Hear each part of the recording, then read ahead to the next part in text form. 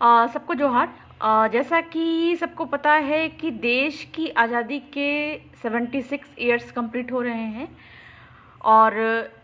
76 साल में आदिवासियों के साथ में कल जो स्थिति थी उससे कहीं बेहतर तो नहीं कहेंगे, बदतर स्थिति पैदा होती जा रही है। कथित तौर पे कहा जाए कि सारे लोगों को 15 अगस्त 1947 को अंग्रेज़ों से आज़ादी मिली थी, लेकिन बावजूद उसके आज़ादी के समय में आदिवासियों के पास में 60% ज़मीन थी। वर्तमान के समय में वो घट के मात्र 3% की ज़मीनें बच गई हैं और उन 3% ज़मीनों पे भी अभी कहीं ना कहीं जो वर्तमान की पूंजीपति सरकारें हैं, पूंजीपतियों को समर्थन करती सरकारें हैं, वो इन 3% ज़मीनों के पीछे ही पड़ी हुई है। आदिवासियों की जनसंख्या, जैसा कि सबको पता ही है, जनगणना के अनुसार जो आदिवासियों की जनसंख्या है, जातिगत जनगणना, ST SC OBC जनरल, सबको पता ही है कि पूरे देश भर में आदिवासियों की जो कथित तौर पे नोटिफाइड या अधिसूचित जो जनजाति आदिवासियों की संख्या है ST की, लगभग कहा जाए कि 8% की जनसंख्या है। बाकी 92% जो है बाकी अदर कम्युनिटी के हैं, SC OBC जनरल, जो कथित तौर पे कहे जाते हैं। अब यहाँ पे बात आती है कि हो सकता है कि उस SC OBC जनरल में कुछ ऐसे भी व्यक्ति हैं जो कि अपने आदिवासी हो सकते हैं, जो कि अपने टेरिटरी को छोड़ के चले गए हों कहीं पे बाहर, या फिर कहा जाए कि जैसे आपका उस पार्टिकुलर राज्य में उनको ST का दर्जा मिलता हो, लेकिन अपने बाप दादा की ज़मीन जहाँ है वहाँ से छोड़ के कहीं और विस्थापित हो गए हैं, तो वहाँ पे उनको ST का दर्जा नहीं मिलता है, इस कारण से वो SC या OBC में आते हैं। तो ये एक है। लेकिन नोटिफाइड अगर कहा जाए तो 8% की जनसंख्या है आदिवासियों की। आज़ादी के समय 8% की जनसंख्या आदिवासियों की थी और उनके पास में 60% की ज़मीन थी। वर्तमान के समय में कहा जाए कि वो सारी जो मतलब कथित तौर पे कहा जाए 60 में से घट के मात्र 3% यानी कि 57% जो ज़मीनें हैं वो कहीं ना कहीं इन 76 सालों में, आज़ादी के 76 सालों में वो सारी ज़मीनें लूटी गई हैं, दी गई हैं। और जैसा कि सबको पता ही है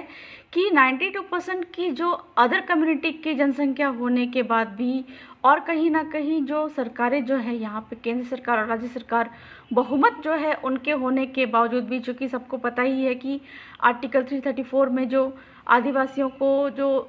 लोकसभा विधानसभा का जो प्रतिनिधित्व प्राप्त है, जनसंख्या उतनी नहीं है जितने अदर कम्युनिटी के लोगों को जनसंख्या के आधार पर प्रतिनिधित्व मिलता है। तो वैसी जनसंख्या नहीं है कि विधानसभा और लोकसभा में भी अपनी बातों को अच्छे से रख सके। तो कथित तौर पे बहुमत होने के बाद भी, सत्ता में, कार्यपालिका, न्यायपालिका, विधायिका में बहुमत होने के बाद भी आज तक आदिवासियों की मात्र 8% जनसंख्या के पीछे सरकारें क्यों पड़ी हुई हैं, पूंजीपति क्यों पड़े हुए हैं, और वैसे लोग जो आदिवासियों की ज़मीनें छीनना चाहते हैं वो आज भी क्यों पीछे पड़े हुए हैं, जबकि सबको पता है कि 60% से घट के 3% की ज़मीन बची हुई है।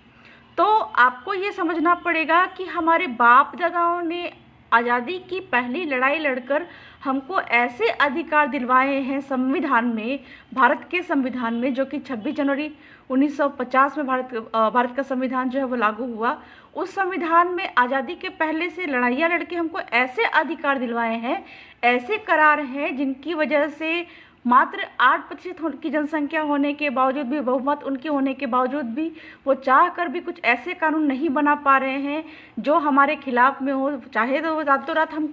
हम जो कम जनसंख्या के आदिवासी, इनको रातों रात ख़त्म कर सकते हैं, इनके जल जंगल ज़मीनें लूट सकते हैं, लेकिन ऐसा क्या है, आज़ादी के समय में ऐसा क्या करार हुआ था कि कम जनसंख्या होने के बाद भी 8% जनसंख्या के आदिवासियों से सरकारें डरती हैं कथित तौर पर। तो मैंने अभी थोड़ी देर पहले भी बताया, या फिर आप लोगों को पहले भी पता है कि 60% ज़मीन आदिवासियों के पास में 1950 यानी कि 1947 के पहले थी, ठीक है। लेकिन जैसे ही संविधान लागू होता है, भारत देश का संविधान लागू होता है, वो घट के आदिवासियों के पास में ज़मीन अभी 3% की है। लेकिन वर्तमान में सरकारें और जो पूंजीपति है और जो अदर कम्युनिटी के लोग हैं, उन 3% ज़मीनों में भी मतलब कि आदिवासियों की नज़र है। क्यों? क्योंकि उनको पता है कि इतिहास में आदिवासियों के ऐसे ऐसे अधिकार छिपे हुए हैं, संविधान में ऐसे अधिकार छिपे हुए हैं कि जब आदिवासी उनको जान जाए तो जो बची हुई ज़मीनों के साथ में उनको तो देना ही पड़ेगा। बाकी जो 57% की ज़मीन जो है, जो हमने कहीं ना कहीं इनसे छीनी है। अगर आदिवासी जहाँ जाग जाता है, अपने अधिकारों को जान जाता है, तो ना सिर्फ 3% ज़मीन को मतलब कि हम लूट नहीं पाएंगे, बाकी जो छीनी गई ज़मीनें हैं उनको, जंगल ज़मीन खनिज जो है उनको हमको आदिवासियों को वापस लौटाने के साथ में बाकायदा मुआवजा के साथ में हमको वापस लौटाना पड़ेगा। और वर्तमान की सरकारों के पास में जैसा आपको पता ही है कि जीडीपी ग्रोथ गिर गया है, घट के 2% मात्र हो गया, सरकार चलाने के लिए पैसे नहीं हैं। और अगर वर्तमान में 3% जो ज़मीनें हैं, ज़मीनों के अंदर में खनिज है, आदिवासियों की ज़मीन के अंदर में जंगल है, जैसा कि आपको पता ही होगा, न्यूज़ के माध्यम से, समाचारों के माध्यम से पता ही होगा, वर्तमान में एक फॉरेस्ट पे एक्सपेरिमेंट किया गया हसदेव का जंगल, जो कि छत्तीसगढ़ में है। वहाँ पे देश हित में कोयला हमको चाहिए बिजली बनाने के लिए, ये बहाना बनाकर जो हसदेव में जो जंगलें काटी जा रही है कहीं ना कहीं, तो ये भी एक एक्सपेरिमेंट आप समझ सकते हैं कि देश की जीडीपी ग्रोथ जो है बहुत कम हो चुकी है, और उसको सही करने के लिए ये बहाना तो है जंगलों का, लेकिन सबको पता है कि जहाँ पे भी कोयला पाया जाता है वहाँ पे हीरा भी पाया जाता है। जो साइंस के स्टूडेंट हैं उनको पता है कि उच्च दाब और उच्च ताप के कारण कोयला जो है वो कन्वर्ट होता है, कार्बन जो है वो कन्वर्ट होता है हीरा में। तो कहीं ना कहीं जहाँ जहाँ पे आपका कोयला पाए जाते हैं वहाँ पे ही आपको हीरा भी मिलेगा। तो सरकारों को है क्या कि आदिवासियों की ज़मीन में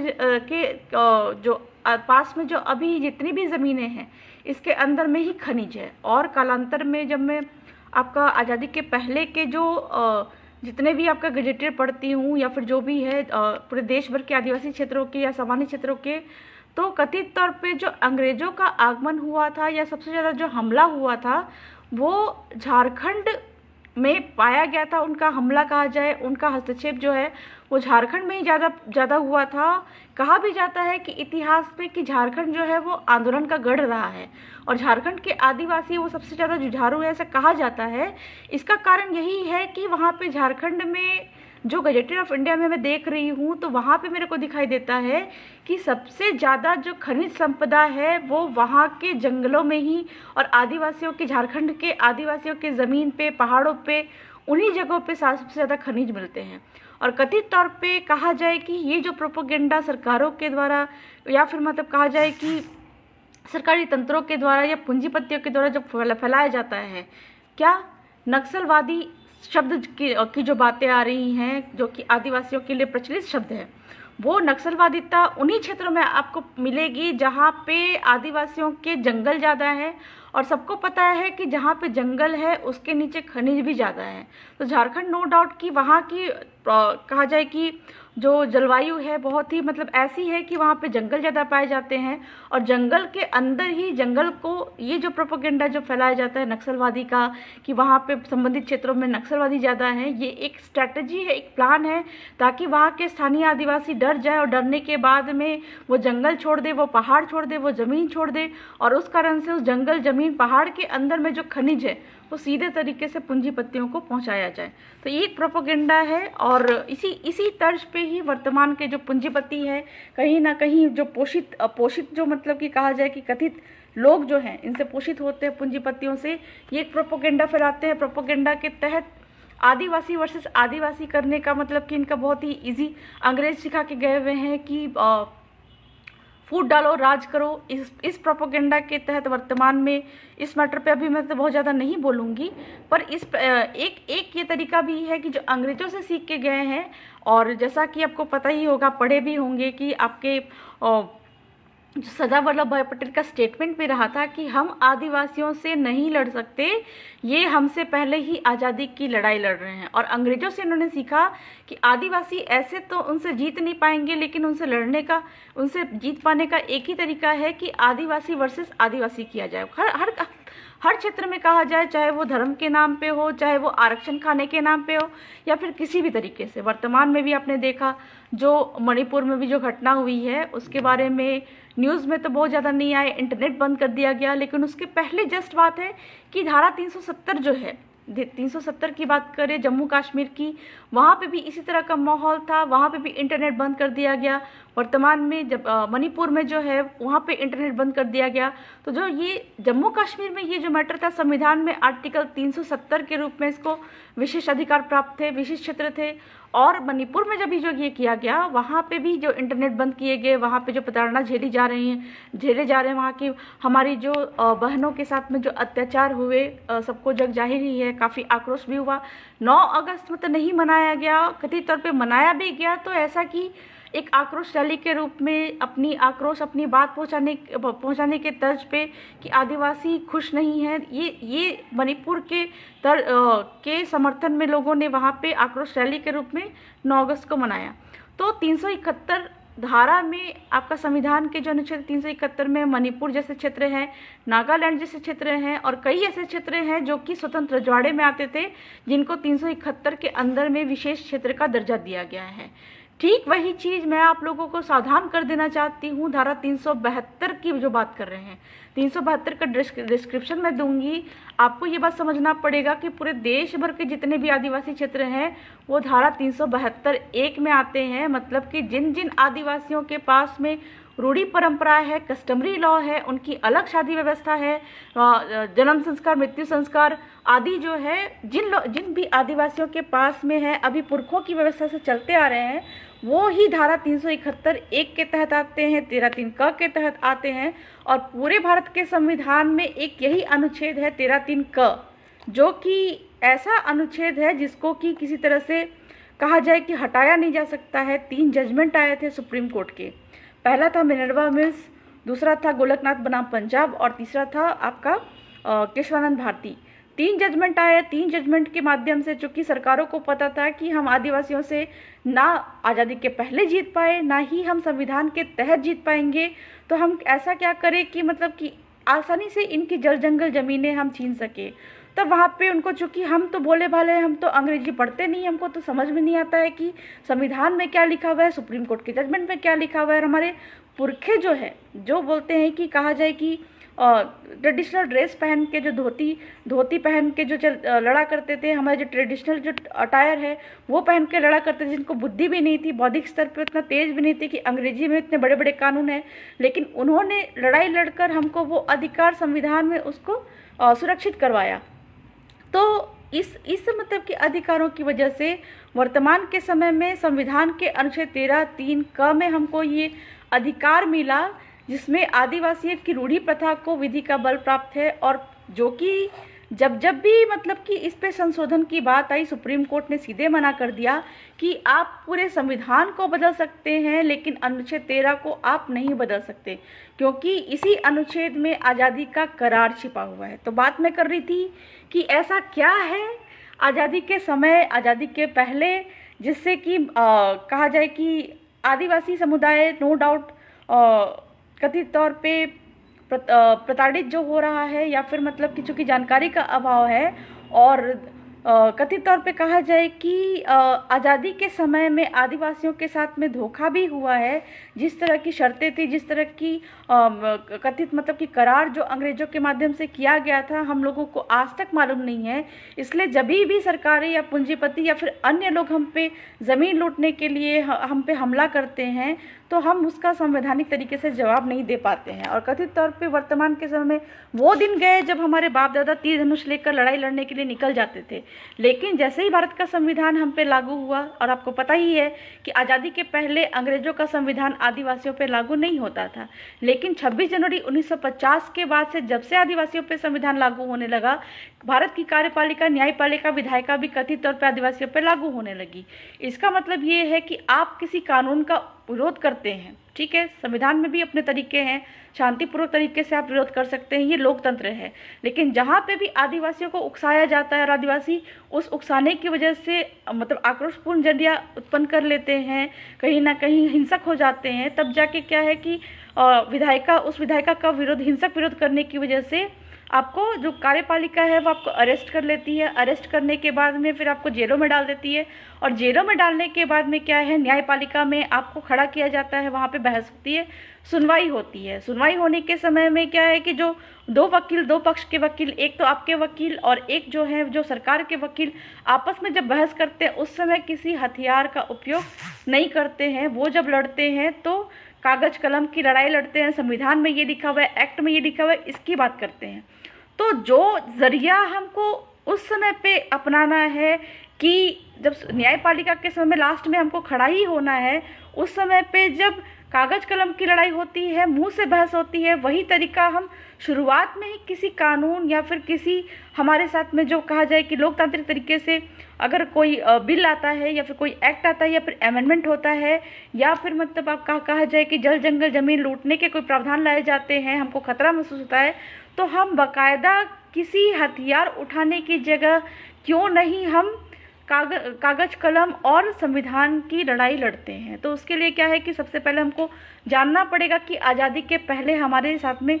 क्या प्रावधान थे और वर्तमान के समय में हमारे साथ में क्या प्रावधान है। पहले के फेसबुक लाइव में मैं कई बार बता चुकी हूँ कि हमारे बाप दादाओं ने आज़ादी की लड़ाई लड़ी और कभी हमको गुलाम नहीं बनने दिया। और कुछ क्षेत्र ऐसे थे, कथित तौर पे कहा जाए, आप देख सकते हैं, गूगल पे सर्च भी कर सकते हैं, बहुत सारे एविडेंस है। एक कहा जाए कि इंडियन पॉलिटी भी आप पढ़ सकते हैं। पॉलिटी में भी ये सारी चीज़ें लिखी हुई है। जितने भी कलेक्टर है, जितने भी ब्यूरोक्रेट्स हैं सरकारों के, ये पढ़ के आते हैं। तो ये करार, ये जो मतलब की चीज़ें आपको जानने की ज़रूरत है कि जिस समय पे अंग्रेज यहाँ पे आए और हमको गुलाम बनाना चाह रहे थे, आदिवासी कभी उसका उनके गुलाम नहीं बने। ठीक है, 3 तरह से उन्होंने शासन किया। आप मैं बता रही हूँ, उसको नोट डाउन कर लीजिएगा, गूगल पे सर्च करिएगा। आपका एक एक्ट है इंडियन इंडिपेंडेंस एक्ट, जिसको कहा जा सकता है आज़ादी का करार, या जिसको कहा जा सकता है भारतीय स्वतंत्रता अधिनियम 1947। ठीक है, ये 3 चीज़ है। मतलब आपका इंग्लिश में कहा जाता है इंडियन इंडिपेंडेंस एक्ट, ये सत्ता का हस्तांतरण समझ लीजिए, या भारतीय स्वतंत्रता अधिनियम। इसके सेक्शन 7A, 7B और 7C पढ़िएगा। कथित तौर पे कहा जाए, आपका अनुच्छेद 13(3) क, जिसके बारे में सुप्रीम कोर्ट ने कहा है कि आप इसको बदल नहीं सकते, इस पे संशोधन नहीं कर सकते, संविधान के हर भाग को बदल सकते हैं। तो इस 13(3) क में यही इंडियन इंडिपेंडेंस एक्ट भी कथित तौर पे जो कहा जाता है कि नियम विनिमय, ये यही इंडियन इंडिपेंडेंस एक्ट है जो कि आज़ादी का करार है। तो इसी आज़ादी के करार में सेक्शन 7ABC में ये बात लिखी हुई है कि अंग्रेज के समय में अंग्रेजों ने 3 तरह से शासन किया। हमको क्या लगता है कि एक ही तरह से शासन किया, बिल्कुल नहीं, 3 तरह से शासन किया। पहला कहा उसमें 7A में ब्रिटिश इंडिया, जहाँ पे अंग्रेजों ने डायरेक्ट शासन किया, कथित तौर पे कार्यपालिका, न्यायपालिका, विधायिका तीनों लगाए। दूसरा था इंडियन स्टेट, यानी कि राज्य रजवाड़े, जहाँ पे जो स्वतंत्र राज्य रजवाड़े जिन पे अंग्रेजों ने करार के तहत शासन किया। और तीसरा था ट्राइबल एरिया, आदिवासी क्षेत्र, जहाँ पे उन्होंने करार के तहत शासन किया। तो ये 2 क्षेत्र थे, रजवाड़े और आदिवासी क्षेत्र, कभी इनके गुलाम नहीं रहे, इसलिए सारे कानून इन क्षेत्रों पे नहीं लगाते थे। और डीपली जानना है तो आपका गवर्नमेंट ऑफ इंडिया एक्ट, यानी कि अंग्रेजी जो संविधान था, गवर्नमेंट ऑफ इंडिया एक्ट 1935, इसके सेक्शन 311 में अगर आप पढ़ते हैं तो वहाँ पे ये बात आपको साफ साफ दिखेगी कि जो आदिवासी क्षेत्र है वो ना सिर्फ केवल आदिवासी ट्राइबल एरिया में है, बल्कि वो इंडियन स्टेट में भी हो सकते हैं और ब्रिटिश इंडिया में भी हो सकते हैं। तो ट्राइबल एरिया की कोई परिभाषा नहीं है, बस हमको ये समझना पड़ेगा कि वैसे आदिवासी क्षेत्र जो कि कभी अंग्रेजों के गुलाम नहीं रहे थे, करार के तहत अंग्रेजों ने वहाँ पे कानून व्यवस्था चलाई थी और सारे कानून वहाँ पे नहीं लगाते थे। ठीक यही चीज़ें हैं आपका कि हमको हमारे बाप दादाओं की लड़ाई की वजह से झारखंड में काफ़ी लड़ाइयाँ लड़ी गई थी, क्योंकि अंग्रेजों का हस्तक्षेप यहाँ पे काफ़ी ज़्यादा था। तो शेड्यूल डिस्ट्रिक्ट एक्ट के रूप में या फिर कहा जाए कि कुछ रेगुलेशंस बनाते थे, जैसे बंगाल रेगुलेशन कह ले, मद्रास रेगुलेशन कह ले, बॉम्बे रेगुलेशन कह ले। तो इस तरह से क्या है कि 2 तरह के कानून लगाते थे ये रेगुलेशन बना के। प्रोविंस डिसाइड करते थे, मद्रास हो गया, बॉम्बे हो गया, और आपका मद्रास, बॉम्बे और बंगाल, ये 3 जो है रेगुलेशन बना के प्रोविंस डिसाइड करके वो क्या करते थे, यहाँ पे 2 तरह का शासन चलाए। एक तो सामान्य लोगों के लिए अलग और आदिवासियों के लिए अलग। तो इस तरह का रेगुलेशन बना के जब उन्होंने संविधान बनाया तो संविधान में भी उन्होंने 3 भाग रखे। पहला ब्रिटिश इंडिया, जहाँ पे डायरेक्ट शासन हो, दूसरा राज्य रजवाड़े जो कि स्वतंत्र थे, वहाँ पे करार के तहत शासन हो, और तीसरा आदिवासी क्षेत्र हैं जो कि करार के तहत वहाँ पे शासन किया, उन्होंने उनको स्वतंत्र रखा, कथित तौर पे स्वतंत्र रखा, गुलाम नहीं बनाया ये दो क्षेत्र को। तो वही चीज़ें चलती आई आपका, चाहे कहा जाए कि 1800 से जो भी संविधान बना अंग्रेजों का, वही करते करते 1935 के संविधान बना, सेक्शन 91, 92, यानी कि excluded area, partially excluded area कहा जाए, या फिर कहा जाए वर्जित क्षेत्र और आंशिक वर्जित क्षेत्र, जिसको आज वर्तमान के संविधान में 5वीं अनुसूची और 6ठी अनुसूची के रूप में जाना जाता है। तो ये जो क्षेत्र थे इनको, लेकिन हम बोल रहे हैं कि 5वीं अनुसूची और 6ठी अनुसूची तो बोल रहे हैं, लेकिन साथ ही साथ में आपको ये भी जानना पड़ेगा कि अनुच्छेद 370 और 371 में वैसे क्षेत्र, जैसे कि अब क्या है कि आज़ादी के बाद 3 जून 1947 को ब्रिटिश एटली का प्लान आता है, और वो क्या बोलता है कि ये संविधान, जो भारत का संविधान, जो हम देश छोड़ के तो जा रहे हैं और 3 तरह से हमने शासन किया, ब्रिटिश इंडिया, इंडियन स्टेट और ट्राइबल एरिया के रूप में, हम ये देश छोड़ के जा रहे हैं। आप यहाँ पे कार्यपालिका, न्यायपालिका, विधायिका तो लगा सकते हैं, लेकिन उन्हीं क्षेत्र में जहाँ पे हमने सीधे तौर पे शासन किया, मतलब ब्रिटिश इंडिया पे जहाँ पे हमने डायरेक्ट शासन किया। आप राजे रजवाड़े जो कि स्वतंत्र थे वहाँ पे सीधे तौर पे आप शासन नहीं कर सकते, और आदिवासी क्षेत्र जो कि स्वतंत्र थे उन पे आप सीधे सीधे शासन नहीं कर सकते हैं। तो अगर आपको उन पे शासन करना है, 3 जून 1947 के प्लान में, ब्रिटिश एटली का प्लान है, ये इंडियन पॉलिटी है, आप इसको पढ़िए, ज़रूर पढ़िए। ये तो फ्रंट कैमरा है, बैक कैमरा में मैं दिखा देती हूँ। ये है इंडियन पॉलिटी एम लक्ष्मीकांत का, इसका ये पार्ट जो है मैं पढ़ रही हूँ इंडियन पॉलिटी का, इंडियन इंडिपेंडेंस एक्ट, ठीक है। इसमें आपका 3 जून का प्लान के बारे में लिखा हुआ है। Again on June 3, 1947 the British government made it clear that any constitution formed by the constituent assembly of India can not apply to those part of country which were unwilling to accept it. मतलब कि वैसे क्षेत्रों में ये संविधान लागू नहीं होगा जो आप बनाएंगे, जो कि भारत देश के बाकी क्षेत्र के लोग उसको मानने से इनकार करें। यही बातें आपके संविधान सभा के वाद विवाद में भी लिखी हुई है। मैं पढ़ती हूँ तो मेरे को मालूम चलता है कि नागालैंड, उड़ीसा, ये 2 क्षेत्र में काफ़ी बहस चले थे। उड़ीसा के बारे में भी लिखित है कि वहाँ पे उड़ीसा के लोगों ने मना किया था कि हम मतलब कि ये संविधान को मानने से इनकार करते हैं। ये सारी जानकारी वाली बातें हैं जो कि मैं बता रही हूँ। आज़ादी के बाद जैसे कि ये सारी बातें हैं, आज़ादी के बाद इन सब का कोई कथित तौर पे मतलब नहीं निकला जो मैं बता रही हूँ, लेकिन फिर भी आपका जानकारी, चूँकि इंडियन पॉलिटी भी ये बात बोल रहा है, तो आपको हिंदी में उस चीज़ को जानने की ज़रूरत है, डिस्क्रिप्शन जानने की ज़रूरत है, ठीक है। तो जब ब्रिटिश एटली ने कह दिया 3 जून के प्लान के साथ में कि ये संविधान उन लोगों पे लागू नहीं होगा जो इसको मानने से इनकार करेंगे, साथ ही साथ में एक और चीज़ बोलते हैं इसमें कि ये जो 3 जून के प्लान के बाद में आप government of India, Indian independence act जो बना रहे हैं, इसके तहत जो क्या है कि ब्रिटिश शासन का जो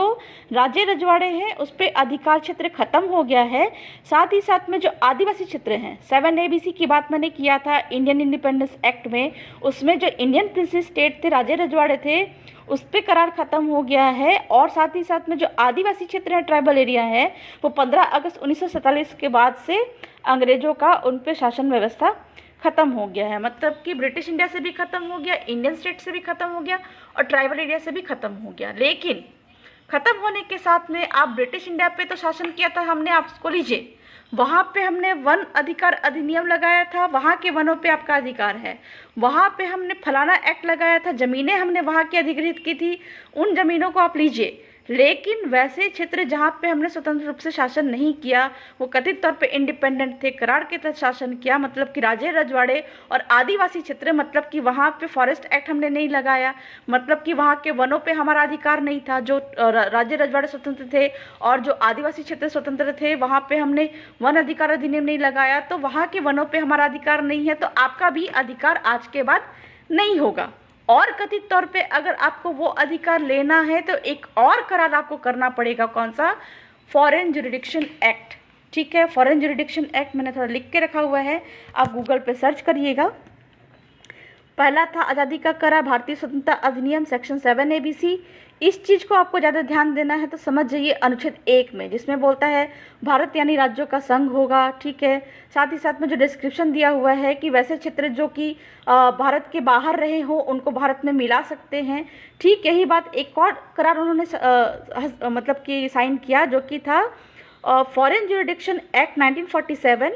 इसको एक और नाम दिया गया एक्स्ट्रा प्रोविंशियल ज्यूरिडिक्शन 1947। उसको हिंदी में कहा गया विदेशी अधिकारिता अधिनियम। अनुच्छेद 260 में इसको आप क्लियर समझ सकते हैं। मतलब अनुच्छेद 1 में जो बात कही गई है कि वैसे क्षेत्र जो भारत के बाहर है उनको आप करार करके अपने अंदर में मिला सकते हैं, ठीक है। ठीक वही चीज़ अनुच्छेद 260 में भी लिखा हुआ है कि वैसे क्षेत्र जो कि भारत के बाहर है आप उसको मिलाएंगे तो सही भारत में, लेकिन करार ये रहेगा कि वहाँ के जो कहा कथित तौर पे वहाँ के जो कार्यपालिका, न्यायपालिका, विधायिका, फॉर एग्जांपल मैं बता दूँ, ठीक है। जिस समय आपका जो कथित तौर पे कहा जाए कि मान लीजिए नेपाल को भारत में मिलाना है, वो भी रेडी है, भारत भी रेडी है, तो अनुच्छेद 1 में उनको मिलाया जाएगा, ठीक है। लेकिन अनुच्छेद 260 के प्रावधानों के अधीन यानी कि एक्स्ट्रा प्रोविंशियल ज्यूरिडिक्शन के प्रावधानों के अधीन यही करार सबके साथ में हुआ है। मतलब कि नेपाल की कार्यपालिका, न्यायपालिका, विधायिका पे हस्तक्षेप भारत का नहीं रहेगा। उनके अकॉर्डिंग वहाँ की जो रूढ़ी प्रथा है उसके अकॉर्डिंग ही सारे कानून बनेंगे। कार्यपालिका, न्यायपालिका, विधायिका ये सारे जो है वो नेपाल के जो वहाँ पे लागू हैं, जो जमीन के कानून लागू है उनके अकॉर्डिंग ही होगा। ठीक यही चीज़ आपका अनुच्छेद 1 सेकेंड, ठीक यही करार के तहत जिस समय अंग्रेज जा रहे थे तो यही बात उन्होंने कही जो स्वतंत्र रजवाड़े थे और आदिवासी क्षेत्रों के लिए। तो इसी चीज़ को अनुच्छेद 260 के तहत की कार्यपालिका, न्यायपालिका, विधायिका जो है वो आप इन क्षेत्रों को, चूँकि जो ट्राइबल एरिया और रजवाड़े जो हैं आप इन क्षेत्रों को अपने अंदर में तो मिला सकते हैं, लेकिन यहाँ की कार्यपालिका, न्यायपालिका, विधायिका और जो लागू विधि है, जो कस्टमरी लॉ है, वहाँ की जो न्याय व्यवस्था है, वहाँ की जो कस्टम सिस्टम है, वहाँ की जो जमीन के कानून है उस पे आप हस्तक्षेप नहीं करिएगा। और यही चीज़ें हैं अनुच्छेद 370, 371 और 372। आप थोड़ा संविधान में ध्यान से पढ़िएगा, चाहे वो बात हो 370 में आपका कथित तौर पे जम्मू कश्मीर का, बात हो 371 में नागालैंड, मणिपुर और जो भी स्वतंत्र रजवाड़े थे वो जो क्षेत्र थे वो 371 में आ जाते हैं। और जितने भी ट्राइबल एरियाज़ की जो बात कर रही हूँ सेक्शन 7C में जो कि ब्रिटिश का उस पर अधिकार क्षेत्र खत्म हो गया था, वो सारे आ गए 372(1) में। 372 पे दो चीज़ें हैं, 372(1), 372(2), लेकिन 372(1) में आपको ये समझना पड़ेगा इसमें जितने देश भर के जितने भी आदिवासी हैं उनके कस्टमरी लॉ, रूढ़ी प्रथा जिनके लागू है उन पे 372(1) लागू पड़ता है। तो ये बातें कही गई कि आप इन क्षेत्रों को तो अपने अंदर में मिला सकते हो, लेकिन कार्यपालिका, न्यायपालिका, विधायिका पे आप हस्तक्षेप नहीं करेंगे। तो ये बातें आदिवासियों के साथ भी हुई। यही कारण है कि जो विधायिका की बात करें तो 4 तरह के विधायिका देश भर में चल रहे हैं। फॉर एग्जाम्पल पहला कह ले तो पंचायत, दूसरा कह ले नगर निगम, नगर पालिका और तीसरा विधानसभा, चौथा है लोकसभा। ये चारों को लागू करने के शर्त यही है कि आप डायरेक्ट इनको आदिवासी क्षेत्रों में लागू नहीं कर सकते। लागू करने के लिए आपको प्रावधान लाना पड़ेगा, यानी कि प्रोविज़न लाना पड़ेगा। यही कारण है कि पंचायत तो देश भर में लागू है, लेकिन आदिवासी क्षेत्र में पंचायत लागू करने के लिए प्रावधान लाना पड़ा, यानी कि पेसा एक्ट। इसको कहा जाता है provision of panchayat extension to schedule area, यानी कि पंचायत का विस्तार करने के लिए प्रावधान, यानी कि प्रोविज़न। ठीक यही नगर निगम को लागू करने के लिए प्रावधान लाया जाना चाहिए था, प्रोविज़न लाया जाना चाहिए था। इसको कहा जाता है मेसा एक्ट, यानी कि मेसा का प्रावधान। ठीक है, आप सीधे सीधे नगर निगम को यहाँ पे लागू नहीं कर सकते हैं। लागू किया है तो वो इलीगल आप लोगों को मालूम होना चाहिए। ठीक है, ठीक यही चीज़ आपका विधानसभा और लोकसभा को लागू करने के लिए वो डायरेक्ट लागू नहीं कर सकते, वहाँ के कानून सीधे लागू नहीं हो सकते। वो लागू करने के लिए प्रावधान लाया गया 5वीं अनुसूची प्रावधान, यानी कि 5th शेड्यूल जो है वो लोकसभा और विधानसभा को लागू करने का प्रोविज़न मात्र है। तो ये तो हो गई विधायिका। ठीक है, ये बात अगर कहे कार्यपालिका की, तो कार्यपालिका के बारे में आपका संविधान के अनुच्छेद 5वीं अनुसूची के पैराग्राफ 2 और पैराग्राफ 3 में साफ साफ लिखा हुआ है कि कार्यपालिका जो होगी राज्य की वो 5वीं अनुसूची के बंदों के अधीन होगी, यानी कि जो राज्य की कार्यपालिका है राज्यपाल है और उसके अधीन में कलेक्टर है, उनके अधीन में पुलिस है राज्य के, वो अगर होंगे इन आदिवासी क्षेत्र में तो 5वीं अनुसूची के जो प्रावधान हैं उनके अधीन होंगे। ठीक है। और केंद्र की कार्यपालिका के बारे में बोला गया कि केंद्र की कार्यपालिका यानी कि राष्ट्रपति, सीआरपीएफ, जो केंद्रीय रिजर्व पुलिस फोर्स है, वो सारे के जो उनका कार्य सिर्फ इतना होगा कि वो निर्देश देने तक होगा, मतलब वो हस्तक्षेप नहीं कर सकते। तो राज्य की परिभाषा में अगर कहा जाए कि जो केंद्र और राज्य जो हैं वो कथित तौर पे आदिवासी क्षेत्र में केवल राज्यपाल मात्र ही होते हैं, केंद्र का यहाँ पे इंटरफेरेंस नहीं होता है, और जो केंद्रीय रिजर्व पुलिस फोर्स यहाँ पे आ रही है वो इलीगल है। यही करार है आज़ादी का, जो कि धारा 370 में थी, धारा 371 में थी, धारा 372 में है, अनुच्छेद 1 में है, अनुच्छेद 260 में है। यानी कि आने वाले दिन में, फिर से मैं एग्जाम्पल के रूप में बता दूं, आने वाले दिन में यदि किसी राज्य, किसी देश को भारत में मिलाया गया करार के तहत, तो शर्त यही रहेगी कि वहाँ की कार्यपालिका, न्यायपालिका, विधायिका, वहाँ के जमीन के कानून, वहाँ के रीति रिवाज परंपरा के अकॉर्डिंग ही कानून लगाया जाएगा, अन्यथा ये करार खत्म हो जाएगा। कथित तौर पे कहा जाए कि करार पे क्वेश्चन उठ सकता है न्यायपालिका के द्वारा। यही कारण है कि सुप्रीम कोर्ट ने आपके मिनर्वा मिल्स, केशवानंद भारती, गोरखनाथ बनाम पंजाब में साफ साफ से कहा जाए संसद को फटकारा कि आप अपने आप को सुप्रीमो मत समझिए, आपके पास में फुल पावर नहीं है। न्यायपालिका आपके हर एक मतलब कानूनों पर रोक लगा सकती है, आप मनमाना व्यवहार नहीं कर सकते। चूंकि आदिवासियों के अनुच्छेद 13(3) को वो नहीं हटा सकते थे, 13(3) कह ले, जितने भी आदिवासियों के रूढ़ी प्रथा हैं उन वो अनुच्छेद 372(1) में रखे गए, 13(3) में रखे गए। ये सारों को आप बदलने की कोशिश के तहत उन्होंने क्या किया, 368 अनुच्छेद लेके आए कि हम आदिवासियों, मात्र 8% की जनसंख्या है, इनकी जल जंगल जमीनें छीननी है, और अगर ये जल जंगल जमीन हम नहीं छीन के इनको जड़ से ख़त्म नहीं कर पाए तो एक भी आदिवासी अगर जाग गया तो वो क्वेश्चन उठाएगा सुप्रीम कोर्ट के माध्यम से कि हमारी 60% ज़मीनें हमको वापस करो, तब जाके मतलब कि हमको उनको देना पड़ेगा। तो ये चूँकि इलीगल तरीके से कितने सारे जजमेंट है, कितने सारे एक्ट है, आपका लैंड रेवेन्यू कोड है, आपका टेनेंसी एक्ट है यानी कि काश्तकारी अधिनियम है, भू राजस्व संहिता है, तो उसमें साफ साफ लिखा हुआ है कि एसटी की ज़मीन एसटी को ही बेची जाएगी, एससी की ज़मीन एससी को ही बेची जाएगी। मतलब कि एसटी की जो ज़मीन है, एसटी की ज़मीन जब बिकेगी एसटी को ही बिकेगी, और बिना कलेक्टर की पूर्व मंजूरी के एसटी की ज़मीन किसी को भी नहीं बिक सकती। तो कथित तौर पे कलेक्टर महोदय ही जिम्मेदार होते हैं एसटी की ज़मीन को किसी भी अदर्स को देने के एवज में। तो लेकिन दिक्कत ये है कि हम आदिवासी इतने भोले हैं, इतने या फिर कहा जाए कि शरीफ हो गए हैं कि हमने कभी क्वेश्चन उठाया, हमारे पास में संवैधानिक पावर है, हम चाहे तो कलेक्टर महोदय को पे क्वेश्चन उठा के, सीधी सीधी बात है कि हमको किसी नेता, मंत्री, सांसद, विधायक से लड़ने की ज़रूरत नहीं है, किसी मोदी सरकार से लड़ने की ज़रूरत नहीं है, किसी गहलोत सरकार से लड़ने की ज़रूरत नहीं है, किसी आपका कहा जाए हेमंत सरकार से लड़ने की ज़रूरत नहीं है, क्योंकि जो किसी भी सरकारों को अगर ज़मीन लेनी हो वो सीधे सीधे कलेक्टर महोदय के पास में आएंगे, और कलेक्टर महोदय को अगर ज़मीन लेनी है तो वो आदिवासी क्षेत्र में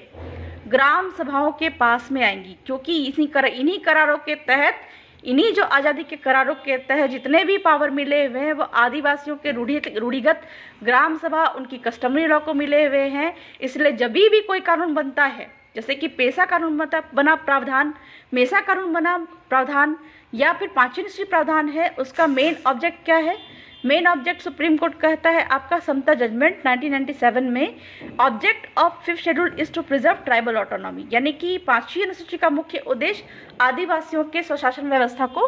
बचाना है। पर चूंकि हमको ही इस स्वशासन व्यवस्था का पता नहीं है, हम उस स्वशासन व्यवस्था को जी नहीं रहे हैं, हम ग्राम सभा के पावर को नहीं जान रहे कथित तौर पे, तो ये सबसे बड़ी विडंबना है हमारे लिए। 1 सेकेंड।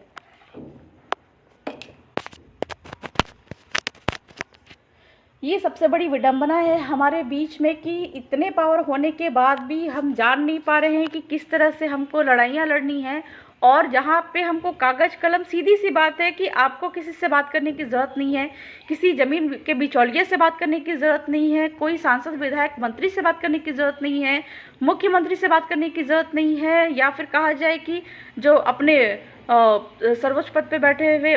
सर्वोच्च पद पे I mean to say that विधायिका के सर्वोच्च पद पे यानी कि प्रधानमंत्री से बात करने की जरूरत नहीं है। आदिवासियों की कर्ता धर्ता अगर कहा जाए संविधान के तहत या फिर इन आज़ादी के करारों के तहत, आदिवासियों के अगर कर्ता धर्ता कहे जाए संवैधानिक पदों पे बैठे हुए हमारे कलेक्टर महोदय, हमारे राज्यपाल महोदय, हमारे राष्ट्रपति महोदय और राष्ट्रीय अनुसूचित जनजाति आयोग है। तो मैं हमेशा जितने भी आदिवासियों को सलाह देती हूँ हमेशा से ही कि अगर आपको मतलब कि अपने संवैधानिक अधिकार चाहिए और तरीका आना चाहिए कि किस तरह तरह से उनसे बातें करनी है तो 4 लोगों से ही आप बात करिए लिखित तौर पे, कलेक्टर, राष्ट्रपति, राज्यपाल और राष्ट्रीय अनुसूचित जनजाति आयोग, इन चारों से ही बात करिए। किसी भी तरह की ज़मीनें लूटी जाती है तो आपको इन चारों से ही बात करनी है। क्योंकि मैंने पहले भी बताया कि जहाँ पे कलेक्टर महोदय को हमको पार्टी बनानी चाहिए, जहाँ की चूँकि किसी की भी ज़मीनें जाती हैं, किसी भी गांव की ज़मीनें जाती है, तो सबसे पहले जो एक्ट बना हुआ है भूमि अधिग्रहण कानून, ठीक है, 2013 का, उसके तहत ग्राम सभा की अनुमति आवश्यक है। सेक्शन 41-42 में आदिवासी क्षेत्र के लिए चूँकि जो भूमि अधिग्रहण का कानून है, मैंने पहले भी बताया, सामान्य क्षेत्रों के लिए अलग रहेगा, आदिवासी क्षेत्रों के लिए अलग रहेगा। चूँकि करार यही है कि इनके जो रूढ़ी व्यवस्था है, इनके जो ग्राम व्यवस्था है, इसके अकॉर्डिंग ही हम कानून बनाएंगे। अगर इसके अकॉर्डिंग कोई भी कानून हम यहाँ पे लागू करते हैं तो वो कानून शून्य हो जाएगा। और कहीं ना कहीं ये जो करार पे ही भी हम क्वेश्चन उठाएंगे, ये शर्तें हैं। तो ये जो भूमि अधिग्रहण का कानून था 2013 का, इसकी शर्त भी यही है, सामान्य क्षेत्रों के लिए अलग है, लेकिन सेक्शन 41-42 में ये चीज़ें लिखी हुई है कि बिना ग्राम सभा की अनुमति के हम ज़मीनें नहीं लेंगे। इसलिए कभी भी अधिग्रहण करने की ज़रूरत पड़ती है तो क्या है, चाहे वो सरकार हो, चाहे केंद्र सरकार हो, चाहे राज्य सरकार हो, या कोई बहुत बड़ी तोप चीज़ हो, या फिर अमेरिकन कंपनी हो, या फिर कोई भी कंपनी हो, उनको सबसे पहले कलेक्टर महोदय के पास में आना पड़ता है। ज़मीन का अनुमति कलेक्टर महोदय ही देते हैं और कलेक्टर महोदय को ग्राम सभा के पास में आना ही पड़ता है। यदि कभी किसी कथित तौर पे कहीं पे ये प्रावधान नहीं किया गया हो कि ग्राम सभा की अनुमति नहीं ली गई हो, एक बात और बता दूं, पंचायत अलग है, ग्राम सभा अलग है। पंचायत केवल वो लागू की गई है पेशा कानून को, एक्ट को के तहत पंचायत लीगल तो हो गई है, लेकिन हर एक पंचायत जो आदिवासी क्षेत्र में काम कर रहे हैं वो बिना गांव की अनुमति के, सर्वसम्मति के कोई भी प्रोजेक्ट को ना वहाँ पे ला सकती है, ना स्थापित कर सकती है। तो अगर पंचायतें भी किसी गांव में, आदिवासी गांव में पंचायतें भी अगर मनमाने तरीके से साइन सिग्नेचर करके वहाँ पे प्रोजेक्ट के लिए अपना हवाला दे देती है कि हमको स्वीकार है, तो वो गलत है। गांव चाहे तो वहाँ पे आपत्ति डाल सकता है। आपत्ति में मतलब आपको कलेक्टर महोदय को सूचित करवाना पड़ेगा। दूसरी बात है कि एक बहुत महत्वपूर्ण, कभी भी ज़मीनें ली जाती है तो पर्यावरण का ख्याल नहीं रखा जाता है, या फिर कभी भी पर्यावरण के जो भी मतलब डिपार्टमेंट, एनवायरमेंट डिपार्टमेंट के कोई भी लोग आते हैं, वहाँ पे आपको खबर भी नहीं होती कब मीटिंग बैठी है गांव की। लेकिन ये बात है आपको खास कर ध्यान रखना पड़ेगा कि किसी भी प्रोजेक्ट को बिठाने के लिए जहाँ पे आदिवासियों के हेल्थ को या फिर पर्यावरण को नुकसान पहुँचता हो, तो जो भी पर्यावरण विभाग के कोई भी आए तो वहाँ पे आपको लगता है कि पर्यावरण का नुकसान हो रहा है तो ग्राम सभा की अनुमति या आपत्ति आप दे सकते हैं। ये आपको पावर है। तो आपको समझना पड़ेगा कि आज़ादी के इन्हीं करारों की वजह से, जो कि हमारे बाप दादाओं ने हमको दे के गए थे, इन्हीं करारों की वजह से ही जो है आज संविधान में ये ताकत है। और जब तक संविधान रहेगा तब तक हमको कोई भी हमारे इन अधिकारों से मतलब कि पीछे नहीं हटा सकता है। किसी भी तरह का एक्ट आता है, कानून आता है, अगर आपको लगता है कि हमारे रूढ़ी प्रथा को नुकसान पहुंचा रहा है, और चूंकि करार में यही बात है कि आदिवासियों की रूढ़ी परंपरा और रूढ़िगत ग्राम सभा को ध्यान में रखते हुए ही हम कानून को लागू करेंगे, तो वो चीज़ें अगर वहाँ पे मिसिंग दिखती है, ग्राम सभा को हटा दिया जाता है, चाहे वो पेशा कानून हो या फिर कोई और कानून है, वहाँ पे ग्राम सभा शब्द का इस्तेमाल ना हो या फिर आदिवासियों की कस्टमरी लॉ को नुकसान पहुँचता हुआ हो, तो वो कानून को हमको क्वेश्चन उठाना चाहिए न्यायपालिका में। और दूसरी बात है कि एक और बात यहाँ पे मैं कहना चाहूँगी कि जो भी किसी हमारे आदिवासी समुदाय के लोग हैं, किसी धर्मों को मानते हैं, आस्था रखते हैं, चाहे वो हिंदू, बौद्ध, सिख, जैन, मुस्लिम धर्म के में जो मतलब कि आस्था रखते हैं, जो आदिवासी कथित तौर पे पूरी तरह से वो एसटी का सर्टिफिकेट से हाथ धो बैठते हैं। लेकिन वैसे आदिवासी जो हिंदू धर्म में आस्था रखते हो, ईसाई धर्म में आस्था रखते हो, बौद्ध, जैन, सिख धर्म में आस्था रखते हो, इन पे तो कितना फ़ायदा कितना नुकसान मैंने बहुत सारे जजमेंट में, बहुत सारे मतलब लाइव में बता चुकी हूँ। लेकिन शर्त यही मैं कहती हूँ, आपकी आस्था है, मैं उस पर ज़्यादा तो नहीं कहना चाहूँगी, लेकिन शर्त यही है, चूँकि आप जान चुके हैं आज के मेरे लाइव से कि आदिवासियों को जितनी भी पावर है वो उनके पुरखौती रूढ़ी प्रथा, बाप दादाओं की जो रूढ़ी प्रथा है, बाप दादाओं के समय से चलती आ रही गांव व्यवस्था है, इसके कारण ही जितने भी हमको संविधान में अधिकार प्राप्त है आर्टिकल 372(1) और 13(3) क के तहत। तो जितने भी धर्म को मानने वाले लोग हैं, जो आस्था रखते हैं कथित तौर पे, मैं ये चाहूँगी, उनसे अनुरोध करना चाहूँगी कि अगर अपनी आइडेंटिटी को बरकरार रखना है तो अपने बाप दादाओं की पुरखौती व्यवस्था, रीति रिवाज, परंपरा को ना भूले और उनका अनुपालन जरूर करे, सबसे पहली बात। दूसरी बात है कि मैं ये बता चुकी हूँ, किसी भी तरह के कानून आते हैं या फिर किसी भी तरह का अमेंडमेंट आता है, वहाँ पे ग्राम सभा रूढ़ी परंपरा को नुकसान पहुँचता हुआ आपको दिखता हो तो उसका विरोध जरूर करें। विरोध करने का तरीका लोकतांत्रिक होना चाहिए और आपत्ति ज्ञापन के रूप में भी आप दे सकते हैं, आपत्ति दर्ज करा सकते हैं। और तीसरी बात है कि किससे बात करनी है ये आपको जानना पड़ेगा। सांसद, विधायक, नेता, मंत्री, मुख्यमंत्री, प्रधानमंत्री या फिर जो कहा जाए कि जमीन दलाल वगैरह से बात करने से या विरोध करने से अच्छा है कि जो संवैधानिक पदों पे बैठे हुए हैं, जैसे कि कलेक्टर महोदय, राष्ट्रपति महोदय, राज्यपाल महोदय और राष्ट्रीय अनुसूचित जनजाति आयोग, ये 4 लोगों से ही आपको बात करने की आवश्यकता है। तो आज का मेरा लाइव का इंटेंशन खत्म हो गया है। अगले लाइव का मैं बता दूंगी, क्योंकि अभी बहुत सारे एक्ट ऐसे आ रहे हैं जिसके हमको संवैधानिक तरीके से विरोध करने की आवश्यकता है ज्ञापन के रूप में। तो आगे की स्ट्रेटेजी प्लान मैं आप लोगों को बता दूंगी, लेकिन आज के लाइव आने का इंटेंशन मेरा मात्र इतना ही था। तो सबको जोहार, जय जोहार, जय आदिवासी।